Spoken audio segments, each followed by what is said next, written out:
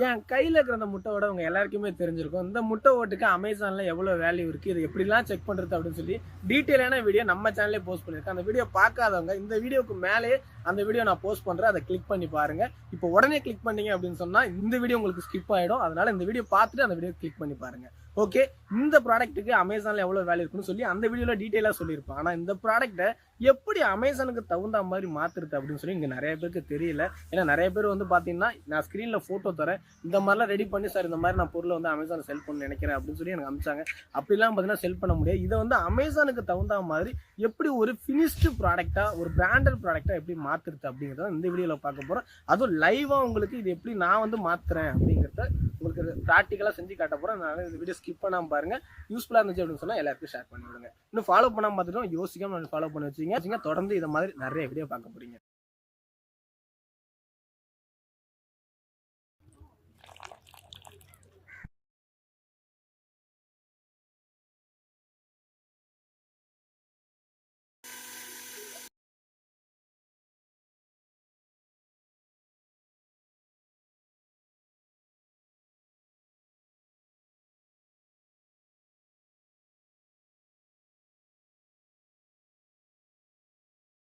இவ்வளவு நேரம் நான் ப்ராக்டிக்கலா செஞ்சு காட்டுறதை பார்த்துருப்பேன். இப்படிலாம் பார்த்தீங்கன்னா இவ்வளவு விஷயங்கள் பண்ணி இதை மெனகட்டு இந்த ப்ராடக்டா நம்ம பிராண்டடா மாத்தினா மட்டும்தான் நமக்கு சேல்ஸ்ங்கிறது அதிகமா இன்க்ரீஸ். அதனால இதை பத்தி டீட்டெயிலா தெரிஞ்சுக்கணும், நீங்களும் இ-காமர்ஸ் பிசினஸ் பண்ணணும் அப்படின்னு சொன்னா ஸ்கிரீன்ல இந்த நம்பருக்கு வாட்ஸ்அப் பண்ணி எங்களோட அகாடமியில் ஜாயின் பண்ணுங்க. உங்களுக்கு இன்னும் டீட்டெயிலா நாங்க சொல்லி தரோம்.